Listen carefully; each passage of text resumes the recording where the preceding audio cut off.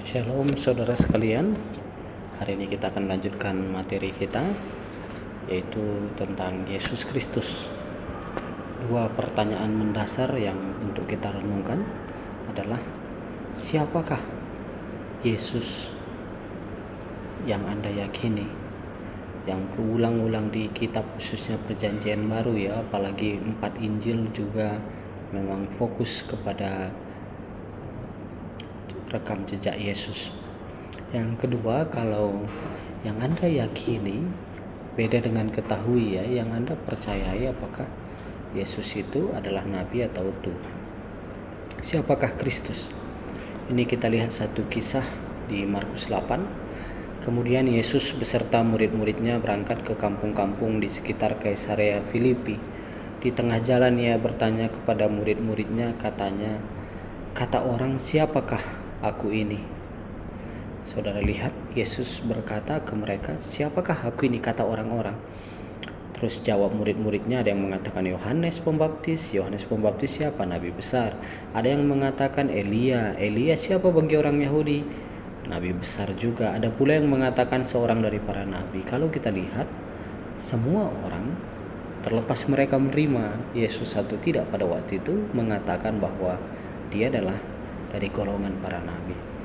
Tetapi yang menarik adalah Yesus selanjutkan pertanyaan itu yang lebih personal, lebih pribadi, lebih individual. Dia bertanya kepada mereka, "Tetapi apa katamu? Siapakah aku ini?"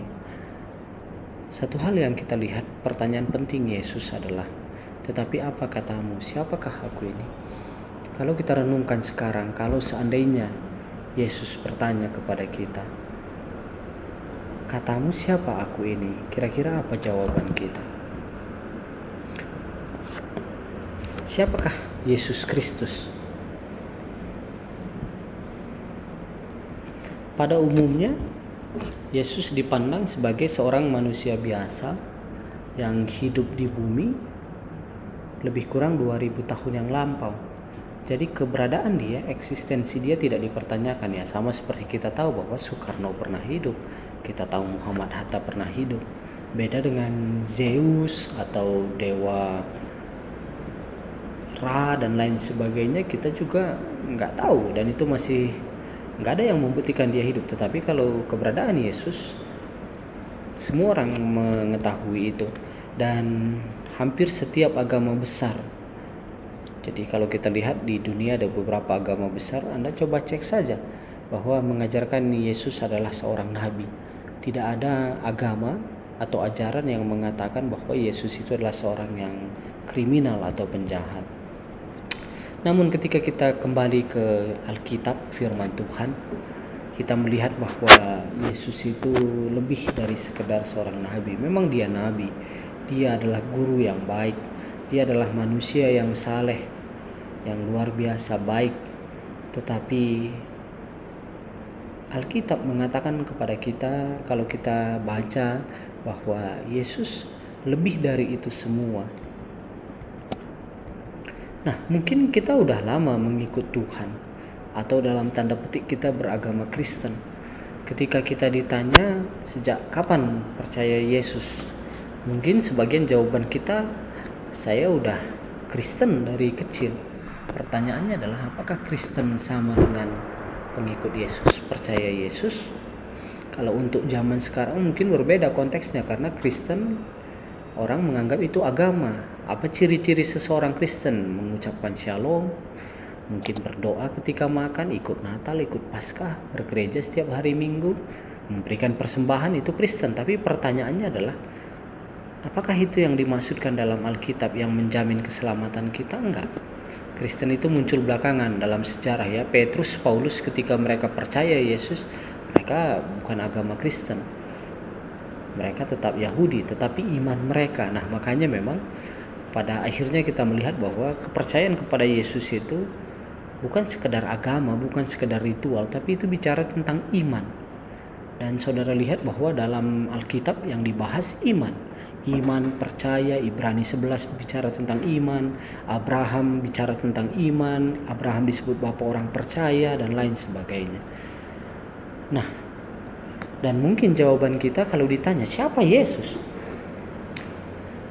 Jangan-jangan jawaban kita textbook gitu ya, sekedar pengetahuan. Oh iya, menurut guru saya waktu SMA, SMP seperti ini, menurut guru sekolah minggu saya seperti ini, menurut pendeta saya seperti ini, menurut orang tua saya seperti ini. Itu yang kita tahu, tetapi itu di tataran pengetahuan. Di imannya seperti apa? Bagaimana secara pribadi? C.S. Lewis berkata bahwa saya berusaha mencegah orang-orang mengatakan hal-hal yang bodoh yang biasanya orang katakan mengenai Yesus Kristus. Apa yang sering orang ucapkan tentang Yesus atau pikiran mereka tentang Yesus? Banyak orang mengatakan bahwa saya siap untuk menerima dia sebagai seorang pengajar moral yang agung. Jadi banyak orang yang siap menerima ajaran Yesus. Kalau Anda coba lihat ajaran-ajaran Yesus, manakah yang enggak luar biasa? Semua melampaui apa yang dipikirkan manusia. Kalau manusia, wajar dong ketika ada yang menyakiti dia membela diri seperti itu ya. Kalau ada musuh apalagi yang jahat, ya mungkin baiknya kita juga tidak harus memaafkan dia. Tetapi ajaran Yesus luar biasa. Berdoalah bagi mereka yang menganiaya engkau. Kalau ada yang meminta bajumu, berikan juga dengan jubahmu. Luar biasa. Dan mungkin itu ajarannya semua orang menerima. Tidak ada ajaran, wah ini ajarannya salah ini. Beda dengan ideologi atau paham tertentu, wah kita bilang ini nggak cocok gitu. Karena nggak mempertimbangkan hak asasi manusia dan lain sebagainya. Tapi ajaran Yesus semua luar biasa. Tapi orang juga mengatakan bahwa oh ya saya terima ajaran dia. Tapi kalau dia sebagai Allah, wah saya nggak bisa terima. Nah, kalau kita lihat saudara sekalian, orang yang mengucapkan yang dikatakan oleh Yesus, yang keluar dari mulut Yesus tidak mungkin merupakan sekedar pengajar moral yang agung seperti yang sebelumnya disampaikan. Orang bilang bahwa dia pengajar moral yang agung. Dan mungkin juga sering kita dengar bahwa Yesus tidak pernah mengucapkan dari mulutnya bahwa dia adalah Tuhan. Mari kita lihat pernyataan Yesus tentang ketuhanannya. Yang pertama adalah Yesus berkata, aku dan Bapa adalah satu. Kalau saudara ingat di Injil disebutkan bahwa ada 2 kali masa di mana Yesus hampir dilempari dengan batu. Apa penyebabnya? Apakah karena ajarannya? Nanti Anda bisa cari. Ya, alasannya adalah ketika Yesus mengaku sebagai Tuhan dan orang Yahudi merasa itu sesuatu bidat yang parah atau kejahatan yang luar biasa. Makanya mereka hendak melempar Yesus dengan batu. Yohanes 14 ayat 9, orang yang sudah melihat aku sudah melihat Bapa. Kita tahu bahwa bagi dalam konteks ini kita melihat bahwa Yesus seringkali memakai konteks keyakinan orang Yahudi, karena itulah tempat dia menyampaikan apa yang dia maksudkan. Sehingga kalau kita lihat bagi orang Yahudi pun mereka tahu bahwa Tuhan itu plural begitu ya, dia we gitu, plural tapi tunggal. Nanti mungkin di lain waktu kita akan bahas tentang Tritunggal. Tetapi mereka tahu bahwa ada beberapa pribadi dalam satu Tuhan. Sehingga itu yang ketika Yesus berkata orang yang sudah melihat aku dan sudah melihat Bapa, maka orang Yahudi melihat bahwa oh iya, ini maksudnya berarti dia mengaku sebagai Tuhan. Di Yohanes 14 ayat 6, akulah jalan dan kebenaran dan hidup, tidak ada seorang pun yang datang kepada Bapa kalau tidak melalui aku. Nah, ini yang begitu tegas dari mulut Yesus, secara to the point dia sampaikan bahwa kamu menyebut aku guru dan Tuhan, dan katamu itu tepat, sebab memang akulah guru dan Tuhan. Jadi Yesus dari mulutnya mengatakan akulah guru dan Tuhan. Saudara lihat di Yohanes 17 ayat 22, dan aku telah memberikan kepada mereka kemuliaan yang engkau berikan kepadaku, supaya mereka menjadi satu sama seperti kita adalah satu. Anda ingat di perjanjian lama muncul kata kita? Itu adalah ketika penciptaan, ketika tertulis di Kejadian bahwa marilah kita menciptakan manusia segambar dan serupa dengan kita. Jadi kita yang sama dipakai Yesus ketika dia berdoa kepada Bapa bahwa sama seperti kita adalah satu. Dan ini mengatakan bahwa Yesus, saya adalah bagian kita yang dituliskan di Kejadian. Jadi kalau melihat itu saudara sekalian, pengakuan dia, maka kalau kata C.S. Lewis, ada 3 kemungkinan dari pengakuan Yesus itu. Kita menilai Yesus. Yang pertama adalah kemungkinan Yesus berbohong. Ketika dia mengaku Tuhan, mungkin dia berbohong. Tapi kalau kita lihat karakter Yesus selama pelayanan dia, apakah mungkin berbohong? Kelihatannya ini akan gugur. Pilihan pertama. Pilihan kedua, kalau Yesus tidak bohong, maka kemungkinan dia adalah orang yang tidak waras karena mengucapkan yang ngawur. Tapi kalau kita lihat Yesus, apakah dia ngawur? Enggak, dia luar biasa sistematis. Kalau begitu dua pilihan pertama gugur, yaitu berbohong dan ngawur. Kalau gitu pilihan ketiga, kata Lewis, ya dia benar dengan apa yang dia katakan bahwa dialah Tuhan itu. Dan Yesus juga tidak ingin kita hanya berpikir bahwa dia nabi gitu. Tidak, karena kalau kita lihat dalam penjelasan seringkali dia mengatakan bahwa dia bukan nabi. Contoh seperti yang orang yang sudah melihat aku sudah melihat Bapa, itu kan konteksnya ketika Filipus berbicara kepada Yesus mengatakan, "Guru, udah sekian lama engkau cerita tentang Bapa, tunjukkanlah Bapa itu kepada kami." Dan apa jawaban Yesus? Itulah respon tadi yang dituliskan. Sudah sekian lama engkau bersama dengan aku Filipus, masakan engkau tidak tahu bahwa aku dan Bapa adalah satu? Nah, Roma 10 ayat 9, saudara sekalian, yang disampaikan oleh Paulus, yang diilhami oleh firman Tuhan.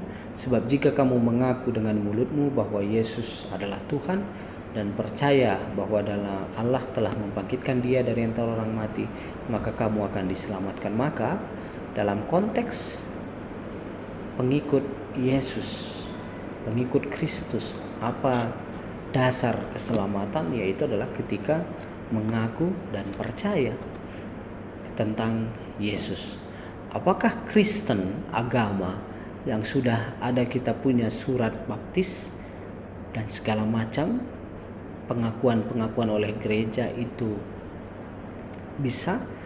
Kalau tanpa memiliki iman, maka juga tidak akan disebutkan, karena Alkitab tidak pernah mengatakan bahwa oke, kamu harus beragama Kristen dan kamu menjadi selamat, itu dasar kamu. Tidak, tetapi Alkitab berulang kali mengatakan bahwa percaya dan pengakuan. Yohanes 3 ayat 16 jelas bagi kita katakan bahwa karena begitu besar kasih Allah akan dunia ini sehingga ia mengaruniakan anaknya yang tunggal, supaya setiap orang yang beragama Kristen kah?